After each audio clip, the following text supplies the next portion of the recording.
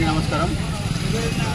నా పేరు ఎంబీఎన్ రాజు యాదవ్, అధికార ప్రతినిధి రాష్ట్ర బీసీసీఎల్.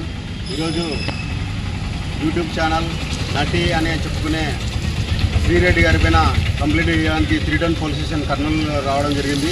ఎందుకనగా శ్రీరెడ్డి గత ఎలక్షన్ల ముందు కానీ ఎలక్షన్ల తర్వాత కానీ నారా చంద్రబాబు నాయుడు గారి పైన, వారి కుటుంబం పైన, అలాగే డిప్యూటీ సీఎం అయిన పవన్ కళ్యాణ్ గారిపైన, హోంశాఖ మంత్రి అయిన పొంగలపూడి అనిత గారిపైన విపరీతమైన దిగజారిన మాటలు మాట్లాడి వాళ్ళ కుటుంబాలకు కానీ లేదంటే సమాజం తల దించుకునే విధంగా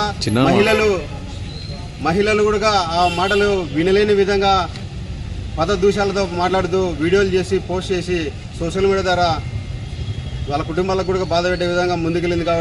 కావున ఈరోజు అలాంటి చీడ పురుగులని ముక్కతోటే తుంచాలనే ఉద్దేశంతో ఈరోజు 3 టౌన్ పోలీస్ స్టేషన్లో శ్రీరెడ్డి గారి పైన కంప్లైంట్ చేయడం జరిగింది.